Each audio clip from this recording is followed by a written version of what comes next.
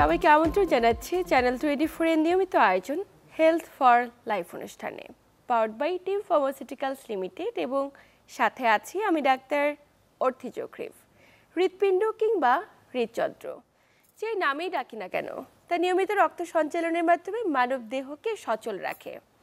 তবে আপনি কি করে বুঝবেন আপনার হৃৎপিণ্ডটি সুরক্ষিত রয়েছে কিনা?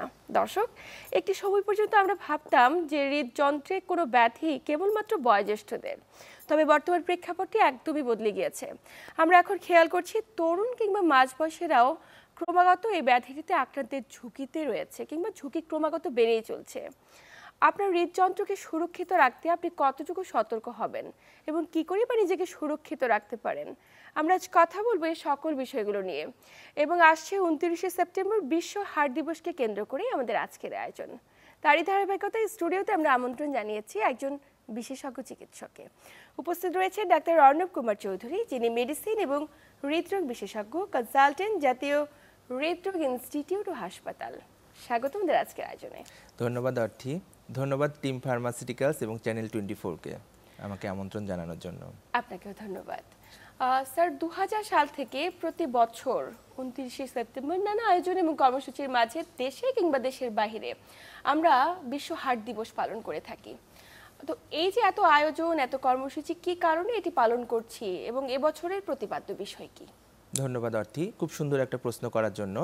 সর্বপ্রথম কিন্তু 1999 সালে তৎকালীন ওয়ার্ল্ড হার্ট ফেডারেশনের ফর্মার প্রেসিডেন্ট অ্যান্টনি লুনা সর্বপ্রথম কিন্তু এই দিবসটি উদযাপনের জন্য আনুষ্ঠানিকভাবে উদ্যোগ গ্রহণ করে, এবং পরবর্তীতে অফিসিয়াল ফরম্যাটে কিন্তু 2000 সাল থেকে কিন্তু এটা প্রতি বছর কিন্তু বিভিন্ন অনুষ্ঠান এবং উদ্দীপনার মাধ্যমে কিন্তু এটি অনুষ্ঠিত হয়ে যাচ্ছে, এবং প্রতিটি বছর কিন্তু একটি নির্দিষ্ট মোটো নিয়ে কিন্তু মানে এই দিবসটি পালন করা হয়।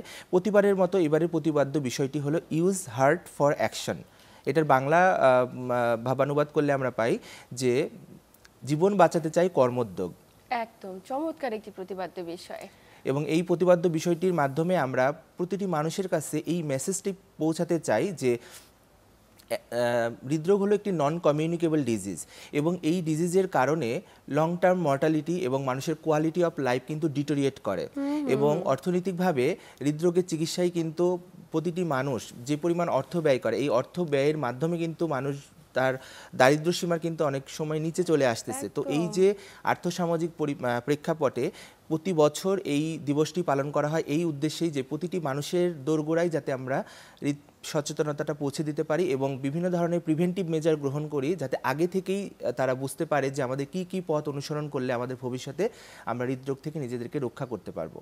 চমৎকার। এই উদ্যোগটি আসলে প্রতি বছর আমরা গ্রহণ করছি, কিন্তু আসলে কতটুকু মানুষকে সচেতন করতে পারছি বা প্রত্যেকটা ব্যক্তি আসলে কতটুকু সচেতন, এই যে আমাদের বাংলাদেশের প্রেক্ষাপটে স্যার একটু জানতে চাই যে কি পরিমাণ ব্যক্তি হৃদরোগে আক্রান্তের ঝুঁকিতে রয়েছে? খুব সুন্দর একটা প্রশ্ন অর্থী। আমি একটু গ্লোবাল পিকচারটা প্রথমে বলতে চাই যে বর্তমান বিশ্বের প্রায় 125 মিলিয়ন মানুষ কিন্তু করোনারি আর্টারি ডিজিজে আক্রান্ত, এবং করোনারি আর্টারি ডিজিজের সিকিউলি হিসেবে কিন্তু পরবর্তীতে হার্ট অ্যাটাক এবং হার্ট ফেইলিওর হয়ে থাকে, এবং একটা পেশেন্টকে কিন্তু ডিসেবল করে দেওয়ার জন্য যথেষ্ট, একদম both physically, mentally and socially. তো এই যে এত পেশেন্টের যে বার্ডেন, এই পেশেন্ট বার্ডেনটা কমানোর জন্য আমরা আগে থেকেই চাই যাতে হৃদ সচেতনতা প্রতিটি মানুষের মধ্যে জন্মায়, এবং প্রতিটি মানুষ যেন তার লাইফস্টাইল থেকে শুরু করে তার জীবনের প্রতিটি ক্ষেত্রে তাকে যেন নিজেকে এমনভাবে যাতে পরিবর্তন করে যাতে তার হৃদরোগ যাতে না হয়। এবং বাংলাদেশকে নিয়ে তেমন কোনো হয়তো ওরকম গবেষণা নাই, তবে একটি গবেষণায় এসেছে বাংলাদেশের আরবান সোসাইটির প্রায় 20% মানুষ কিন্তু এই হৃদরোগের ঝুঁকিতে রয়েছে। 20% অনেক বড় একটি পরিসংখ্যান, এবং আমরা দেখছি যে প্রতি বছর কিন্তু অনেক ব্যক্তি হৃদরোগে আক্রান্ত হয়ে মৃত্যুবরণ করছে। হ্যাঁ, এবং এটা সম্পর্কে একটু বলতে চাই যে প্রতি বছর কিন্তু প্রায় 21 মিলিয়ন মানুষ কিন্তু কোনো না কোনো হৃদরোগে আক্রান্ত হয়ে মারা যাচ্ছে, এবং 2030 সালের মধ্যে এই পরিসংখ্যানটি কিন্তু 25 মিলিয়নে গিয়ে ঠেকবে। এই যে এত বড় একটি পরিসংখ্যান এবং ক্রমাগত বাড়ছে, আপনি যে স্ট্যাটাসটা জানালেন তাতে করে নিশ্চয়ই আমাদের জন্য শঙ্কিত হবার মতো একটি বিষয়। কেন এত বাড়ছে? আমরা কি আগের চাইতে অনেক বেশি সচেতন হয়েছি এ কারণে ধরা পড়ছে, নাকি আমাদের পরিবর্তিত জীবনযাপন পদ্ধতি?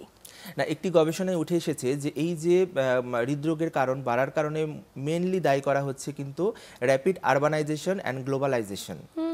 এই যে এখন শহুরে প্রভাব কিন্তু গ্রামেও চলে গেছে। গ্রামে কিন্তু আগে আপনি খুঁজে একটি ফাস্টফুডের দোকানও কিন্তু পেতেন না, কিন্তু এখন আপনি গ্রাম এবং উপজেলা জেলা পর্যায়ে গিয়ে দেখবেন যে বিভিন্ন জায়গাতে বিভিন্ন মোড়ে মোড়ে কিন্তু ফাস্টফুডের দোকান। আচ্ছা। আমরা ফাস্টফুডে বেশি আসক্ত হয়ে পড়ছি এবং এই যে একই তেলে ভাজা জিনিসপত্র বারবার খাচ্ছি, যেটার কারণে আমাদের খুব কম বয়সে কিন্তু আমরা ওভারওয়েট হয়ে যাচ্ছি। এবং বর্তমান যুগে প্রযুক্তির উন্নয়নের কারণে আমরা কিন্তু মানে আমাদের বডি মুভমেন্টটা অনেক কমিয়ে দিয়েছি এবং আমরা কিন্তু অধিকাংশ ক্ষেত্রে কিন্তু ইমমোবিলাইজড জীবনযাপন করি। এই যে ফিজিক্যাল ইনঅ্যাক্টিভিটি, আগে দেখা যেত যে গ্রামে আপনি যদি বিকেলে যেতেন যে মাঠগুলোতে কিন্তু ভরপুর থাকতো, বিভিন্ন মানুষে তারা বিভিন্ন ধরনের খেলাধুলা করতো, কিন্তু এখন আপনি গ্রামে গিয়ে দেখবেন যে সবার হাতে কিন্তু স্মার্টফোন। তারা কিন্তু এই আউটডোর গেমসের তুলনায় এখন কিন্তু ইনডোর গেমস এবং বিভিন্ন ধরনের অনলাইন গেমসে কিন্তু আসক্ত। আপনি গ্রামের বিভিন্ন জায়গায় গিয়ে চায়ের দোকানে দেখবেন যে সবাই একসঙ্গে কিন্তু এই মোবাইলে বসে তারা কিন্তু পাবজি অথবা বিভিন্ন ধরনের অনলাইন গেমসে তারা আসক্ত। এবং এই যে অনলাইন গেমসে আসক্ত হওয়ার কারণে আউটডোর গেমসের প্রতি তাদের যে অনীহা জন্মেছে এবং ফিজিক্যাল ইনঅ্যাক্টিভিটির কারণে কিন্তু অনেকের ওজন কিন্তু তার স্বাভাবিকের তুলনায় বেড়ে যাচ্ছে এবং এখান থেকে তাদের শরীরে বাসা বাঁধছে উচ্চ রক্তচাপ, ডায়াবেটিস মেলাইটাস এবং হাই কোলেস্টেরল লেভেল। এগুলোর কারণে কিন্তু ভবিষ্যতে তার কিন্তু খুব কম বয়সে কিন্তু হার্টের রোগ দেখা দিচ্ছে। একদমই, আপনি যে চমৎকারভাবে বলেছেন এই বিষয়গুলোকে আসলে সামনে আনাটা খুব জরুরি, কারণ আমরা এত মাত্রায় হেভি ফুড, জাঙ্ক ফুড কিংবা ফাস্ট ফুডের প্রতি আসক্ত, ওয়েট যেমন গেইন করছি, পাশাপাশি বিভিন্ন ধরনের ডিজিজেও আক্রান্ত হচ্ছে এবং কায়িক পরিশ্রম করার বিষয়টা আমাদের মাঝে অনেক কমে গিয়েছে। খুব গুরুত্বপূর্ণ। একটু স্যার জানতে চাই যে আমরা তো মনে করছি যে আমাদের বুকে ব্যথা হলেই সেটি অ্যাসিডিটির কারণে ব্যথা, আবার অনেকেই যারা একটু বেশি সচেতন তারা বুকে ব্যথাটিকে ধরিয়ে নিচ্ছে যে আমার হয়তো বা হার্টে কোনো বড় জটিলতা হয়ে গেছে, তাৎক্ষণিকভাবে অনেক বেশি আতঙ্কিত হয়ে যাচ্ছে।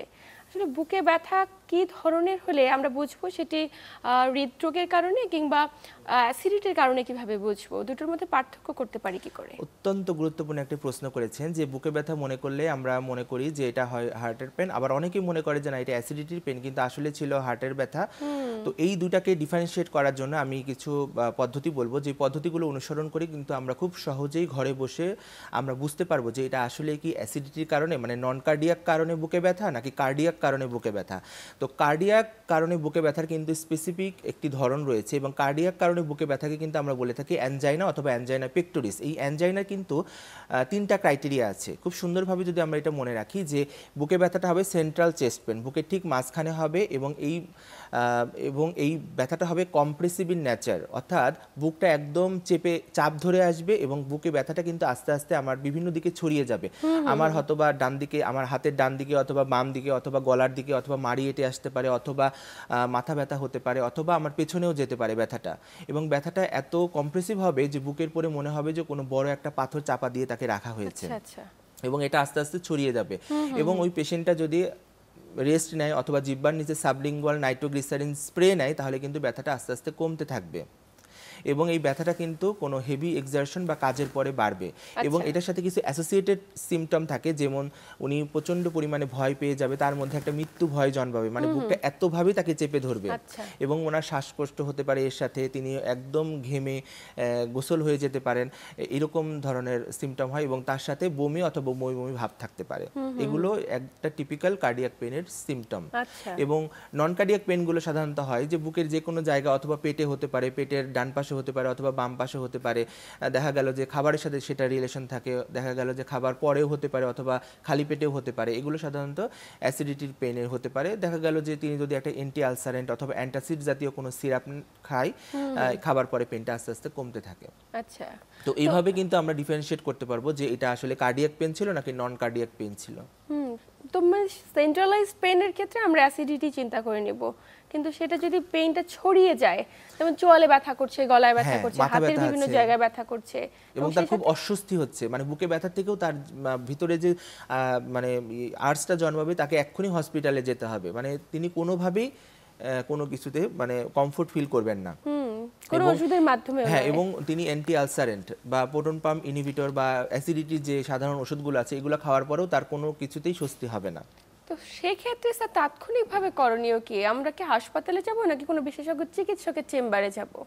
না, তাৎক্ষণিকভাবে অবশ্যই আমি বলবো যে এই ধরনের ব্যথাগুলো কিন্তু রাতের দিকেই বেশি হয়, অথবা হচ্ছে আর্লি মর্নিংয়ে ভোরের দিকে হয় বেশি। তো এই ধরনের ঘটনা হওয়ার পরে আমি সাজেস্ট করবো যে পেশেন্টকে অবশ্যই কোনো না কোনো হসপিটালে যেতে। হসপিটালে গিয়ে অন্তত তাকে একটা ইসিজি করতে হবে এবং সাথে ট্রপোনিন আই নামক একটি রক্ত পরীক্ষা করতে হবে। ইসিজিতে যদি কোনো অ্যাবনর্মালিটি নাও থাকে, ট্রপোনিন আই যদি রেজ থাকে, তাহলে কিন্তু এটা হার্ট অ্যাটাক হিসেবে বিবেচিত হবে এবং তাৎক্ষণিক তাকে কোনো স্পেশালাইজড কার্ডিয়াক হসপিটালে পাঠাতে হবে। আচ্ছা, এবং কেবলমাত্র তাৎক্ষণিকভাবে ECG রিপোর্টের মাধ্যমে কিন্তু বোঝা হ্যাঁ, সম্ভব। এবং তাৎক্ষণিকভাবে যেটা আমরা মোটামুটি সকল ডাক্তাররাই জানি যে এটা যদি অবশ্যই তার কাছে যদি মনে হয় যে এটা কার্ডিয়াক পেইন অথবা কোনো হার্ট অ্যাটাক হয়েছে, তার এসটি এলিভেটেড হার্ট অ্যাটাক হতে পারে অথবা non ST elevated heart attack হতে পারে অথবা আনস্টেবল অ্যানজাইনাও যদি তিনি মনে করেন, তাহলেও কিন্তু তাকে আমরা সেখানে কিছু ওষুধ খাওয়ানোর পরামর্শ দিই, যেটাকে আমরা বলি লোডিং ডোজ, যেখানে সাধারণত 300 মিলিগ্রাম অ্যাসপিরিন, 300 মিলিগ্রাম ক্লোপিডোগ্রেল এবং 40 to 80 milligram lipid lowering agent atorvastatin অথবা রোসুভাস্ট্যাটিন আমরা দিতে বলি। তো এই লোডিং ডোজটা দিয়ে তারপরে আমরা বলি তাকে রেফার করতে হবে। কিন্তু এই লোডিং ডোজ না দিয়ে রেফার করলে তার কিন্তু ক্ষতি হয়ে যাবে, কারণ হার্ট অ্যাটাকের কিন্তু প্রত্যেকটা মিনিট কিন্তু ইম্পর্টেন্ট। একদমই। এই জন্য বইয়ের মধ্যে কিন্তু লেখা আছে মিনিট মিন্স মাসেল, মানে প্রত্যেকটা মিনিটে মিনিটে কিন্তু হার্টের কার্ডিয়াক মাসেল ড্যামেজ হতে থাকে এবং প্রত্যেকটা সেকেন্ড প্রত্যেকটা মিনিট কিন্তু তার জন্য গুরুত্বপূর্ণ। তিনি যত তাড়াতাড়ি কোনো ইন্টারভেনশনে যাবেন তত তাড়াতাড়ি তার হার্টের মাসেলগুলোকে আমরা সেভ করতে পারবো এবং পরবর্তীতে তার হার্ট অ্যাটাকের পরবর্তী যে কমপ্লিকেশনগুলো হয় সেগুলো কিন্তু কম হবে। এবং এই যে বিষয়টি আপনি বললেন যে প্রত্যেকটা মিনিট প্রত্যেকটা সেকেন্ড ইম্পর্টেন্ট, এই কারণে ইম্পর্টেন্ট যে যেই মাসেলগুলো ড্যামেজ হয়ে যাচ্ছে সেগুলোকে তো আবার আগের অবস্থায় ওষুধের মাধ্যমে ফিরিয়ে আনা সম্ভব নয়। ওষুধের মাধ্যমে ফিরিয়ে আনা সম্ভব নয়। নিশ্চয়ই স্যার, এই জন্য আমরা বলা আছে যে মিনিট মিন্স মাসেল। চমৎকার বলেছেন স্যার। আমরা তো হার্ট অ্যাটাক এবং হার্ট ফেলিওর এই দুটো টার্ম সম্পর্কে অনেকেই জানি, কিন্তু আমরা অনেকেই কিন্তু বুঝি না। আমরা মনে করি হার্ট ফেলিওর হয়েছে বা হার্ট অ্যাটাক হয়েছে মানেই তাৎক্ষণিক মৃত্যু। আপনি কিভাবে ডিফারেন্সিয়েট করতে চান বা কি বুঝাতে চান? হার্ট অ্যাটাক হলো বা এমআই মায়োকার্ডিয়াল ইনফ্রাকশন হলো হার্টের অ্যাটাক, অর্থাৎ হার্টের যে প্রধান প্রধান রক্তনালী আছে সেই রক্তনালী যদি 100% ব্লকেজ হয়ে যায় কোনো জমাট বাঁধা রক্তের দলা দিয়ে, তখন কিন্তু ওই ধমনীটা হার্টের যে নির্দিষ্ট পেশিতে রক্ত সরবরাহ করতো সেই রক্ত সরবরাহ কিন্তু টোটালি বন্ধ হয়ে যায়, টোটালি। তো এই টোটালি বন্ধ হয়ে যাওয়ার কারণে সেখানে মাসেলগুলো কিন্তু রক্ত এবং পুষ্টির অভাব, বিশেষ করে অক্সিজেন এবং পুষ্টির অভাবে কিন্তু আস্তে আস্তে আস্তে আস্তে মারা যেতে থাকে। এটাকে আমরা বলি হার্ট অ্যাটাক। এবং হার্ট অ্যাটাকের জন্য তাৎক্ষণিকভাবে যে চিকিৎসা বা ইন্টারভেনশন পদ্ধতিগুলো রয়েছে সেগুলো কিন্তু নিতে হবে। আচ্ছা, এবং এই হার্ট অ্যাটাকের পরবর্তী সিকিউর বা পরবর্তী কমপ্লিকেশনই হলো হার্ট ফেলিওর। এবং হার্ট অ্যাটাক ছাড়াও আরও অনেক ধরনের ডিজিজ রয়েছে, যেমন উচ্চ রক্তচাপের কারণে তার হার্টে কোনো সমস্যা হতে পারে, যেটাকে আমরা বলি হাইপারটেনসিভ হার্ট ডিজিজ, অথবা হার্টের ভালভের কোনো সমস্যার জন্য হতে পারে ভালভুলার হার্ট ডিজিজ, অথবা জন্মগতভাবে হার্টের কোনো সমস্যা থাকতে পারে, অথবা অ্যারিথমিয়া হতে পারে, হার্টের মধ্যে হৃদমে গন্ডগোল হতে পারে। তো যেটাই হোক না কেন, প্রত্যেকটা ডিজিজের আলটিমেট ফেট হলো হার্ট ফেলিওর। অর্থাৎ হার্টের কাজ হলো দুইটি, সংকুচিত হওয়া এবং প্রসারিত হওয়া। হার্টের কাজটাকে আমরা বলি কার্ডিয়াক সাইকেল, এবং কার্ডিয়াক সাইকেলের দুইটি পার্ট থাকে, একটি হলো সিস্টোল এবং একটি ডায়াস্টোল। সিস্টোলের সময় হার্ট সংকুচিত হয় আর ডায়াস্টোলের সময় হার্ট প্রসারিত হয়। তো সিস্টোলের সময় যেই রক্তটা হার্ট পাম্প করে সেটাই কিন্তু আমাদের সারা দেহে প্রবাহিত হয়। তো এই দুইটা কাজের যে কোনো একটাতে অথবা দুইটাতে যদি হার্টের ব্যাঘাত ঘটে সেটাকে আমরা বলবো হার্ট ফেলিওর। এবং এই হার্ট ফেলিওর হঠাৎ করে হতে পারে, যেটাকে আমরা বলি অ্যাকিউট হার্ট ফেলিওর, আবার আস্তে আস্তে ধীরে ধীরে অনেক দিন ধরে হতে পারে, যেটাকে আমরা বলি ক্রনিক হার্ট ফেলিওর। তো হার্টের যেই ডিজিজই হোক না কেন, হার্ট অ্যাটাক অথবা ভালভুলার হার্ট ডিজিজ অথবা জন্মগত হার্টের রোগ অথবা অ্যারিথমিয়া, প্রত্যেকটা রোগের আলটিমেট ফেট হলো হার্ট ফেলিওর। আচ্ছা, অর্থাৎ যত বয়স বাড়বে হার্টের রোগ যত ধীরে ধীরে আলটিমেটলি প্রোগ্রেস হবে, মানে দিনে দিনে যত এটা সামনের দিকে এগোবে হার্ট ফেলিওরটাও তত প্রোগ্রেস হবে। চমৎকার তথ্য এবং খুব সুন্দর করে আপনি বুঝিয়েছেন। স্যার, একটু জানতে চাই যে একজন ব্যক্তি দীর্ঘদিন ধরে হৃদযন্ত্রের নানা জটিলতা নিয়ে ভুগছে, দীর্ঘমেয়াদী যে ডিজিজ রয়েছে, একজন বয়োজ্যেষ্ঠ বাবা হতে পারে, তিনি তো কিছুটা ইমিউনো কম্প্রোমাইজড, তো তার হৃদযন্ত্রটি সুরক্ষিত রয়েছে কিনা, নাকি কোনো ব্লক হয়ে গেল, তাৎক্ষণিকভাবে যদি কোনো জটিলতায় অনুভব করে এমন কি কোনো মেডিসিন রয়েছে হাসপাতালে যাওয়ার আগে তাকে খাওয়ার পরামর্শ দেবেন? না, প্রশ্নটা আপনি বলতে পারেন যে একটা মানুষ কিভাবে বুঝবে তার হার্টের সমস্যা হতে পারে। যেমন আমরা কিছু কিছু বলি যে হার্ট ডিজিজের ক্ষেত্রে কিন্তু প্রিভিয়াস কিছু রিস্ক ফ্যাক্টর থাকে। আমাদের বয়স যত বাড়তে থাকে তত কিন্তু আমাদের শরীরে মেটাবলিক ডিজিজগুলো কিন্তু বাসা বাঁধতে থাকে। যেমন একটি ব্যক্তি যদি আগে থেকেই uncontrolled hypertension, uncontrol diabetes mellitus, অথবা কিডনির কোনো সমস্যা, অথবা থাইরয়েডের কোনো সমস্যা, অথবা রক্তের উচ্চ কোলেস্টেরল, অথবা দেখা যাচ্ছে যার কোনো ধরনের রিস্ক ফ্যাক্টরই নাই কিন্তু তিনি অনেক স্ট্রেসফুল কন্ডিশনে আছেন। আমরা কিন্তু বর্তমান সমাজে, বর্তমান যুগে আমরা কিন্তু আমাদের পেশাগত কারণে হোক, ফ্যামিলিয়াল কারণে হোক, অনেক স্ট্রেসফুল কন্ডিশনে থাকি। এই স্ট্রেসফুল কন্ডিশন কিন্তু one of the major risk factor for cardiac disease, future cardiac disease. এই স্ট্রেস যদি আমরা কমাতে না পারি, এই স্ট্রেসের কারণে কিন্তু আমাদের শরীরে বিভিন্ন ধরনের স্ট্রেস হরমোন বেড়ে যায়, যেমন কর্টিসল। এই কর্টিসলের প্রভাবে কিন্তু আমাদের অ্যাগ্রাভেটেড অ্যাথেরোস্ক্লেরোসিস হয়, অর্থাৎ যেই ব্লকেজের প্রক্রিয়াটা, মানে আমাদের রক্তনালীতে ব্লকেজের প্রক্রিয়াটা কিন্তু জন্মের পরের দিন থেকেই এটা চলমান শুরু হয়, কিন্তু এই প্রক্রিয়াটা কিন্তু খুব ধীরে ধীরে ধীরে ধীরে সম্পন্ন হতে থাকে এবং দেখা গেল যে একটা মানুষের শেষ বয়সের দিকে গিয়ে হার্টে ব্লক তৈরি হয়। কিন্তু এই প্রক্রিয়াটাই যদি কোনো কারণে খুব তাড়াতাড়ি শুরু হয়ে যায়, ত্বরান্বিত হয়ে যায়, তাহলে কিন্তু অনেক আগেই ব্লকেজের তৈরি হবে। এই জন্য আমরা কিন্তু বর্তমানে কিন্তু খুব কম বয়সে হার্ট অ্যাটাকের রোগী পাচ্ছি। আমরা যখন জাতীয় হৃদরোগ ইনস্টিটিউটে সিসিউতে ডিউটি করি তখন আমরা কিন্তু অনেক সময় দেখি যে 40 বছর বয়সের আগে, অথবা কখনো কখনো 30 বছর বয়সের আগেও কিন্তু হার্ট অ্যাটাক নিয়ে রোগীরা ভর্তি হচ্ছে, যেটা আমাদের জন্য অত্যন্ত অ্যালার্মিং। তাদের কিন্তু এটা হওয়ার কথাই ছিল না, তাদের কিন্তু এই বয়সে হার্টে কোনো ব্লক হওয়ার কথাই ছিল না, কিন্তু এই যে অ্যাথেরোস্ক্লেরোসিস প্রসেসটা, এটা অ্যাগ্রাভেটেড হওয়ার কারণে, খুব তাড়াতাড়ি হওয়ার কারণে কিন্তু তাদের হার্টে কিন্তু ব্লকেজের তৈরি হয়েছে। আপনি যেটা বললেন, এখন যেটা আমরা বলি যে বয়স যখনই 35 অথবা 40 পার হবে তখনই কিন্তু তার হৃৎপিণ্ডের রোগ ভবিষ্যতে হতে পারে, এই কথাটা ধরেই কিন্তু তাকে সচেতন হতে হবে। এবং তার যদি ফ্যামিলিতে যদি প্রিম্যাচিউর করোনারি আর্টারি ডিজিজ, তার মায়ের বংশের অথবা বাবার বংশের যদি কেউ খুব তাড়াতাড়ি 55 বছর বয়সের আগে অথবা 65 বছর বয়সের আগেই যদি হৃৎপিণ্ডের কোনো রোগে মারা যান, তাহলে কিন্তু তাকে আরো বেশি সতর্ক হতে হবে। তার মানে আমার পরিবারের কারো হৃদযন্ত্রে কোনো ব্যাধি রয়েছে, আমাকে সতর্ক থাকা প্রয়োজন, এবং অবশ্যই নিয়মিত চেক আপ করা প্রয়োজন আমার হৃদযন্ত্রটি সুরক্ষিত রয়েছে কিনা। আমরা আলোচনার শেষ প্রান্তে আছি, ছোট্ট করে দর্শকদের উদ্দেশ্যে আপনি কিভাবে সচেতনতা বৃদ্ধি করতে বলবেন? সচেতনতা বৃদ্ধির জন্য আমি কয়েকটা মেসেজ দিতে চাই। যে 1 নম্বর হচ্ছে যে আমাদের হৃদরোগ সম্পর্কে জানতে হবে এবং জেনে আমাদের যে সেডেন্টারি লাইফস্টাইল আছে এটা থেকে আমাদেরকে বের হয়ে আসতে হবে, আমাদেরকে কর্মোদ্যোগী হতে হবে, আমাদেরকে আমাদের বডি ওয়েটটাকে একটা নিয়ন্ত্রণের মধ্যে রাখতে হবে। আপনাকে আন্তরিক ধন্যবাদ গুরুত্বপূর্ণ তথ্য এবং পরামর্শের মাধ্যমে দর্শকদের উপকৃত করার জন্য। ধন্যবাদ অর্থী, এবং আপনার মাধ্যমে আমি চ্যানেল 24 এবং টিম ফার্মাসিউটিক্যালসকে ধন্যবাদ জানাচ্ছি আমাকে আমন্ত্রণ জানানোর জন্য।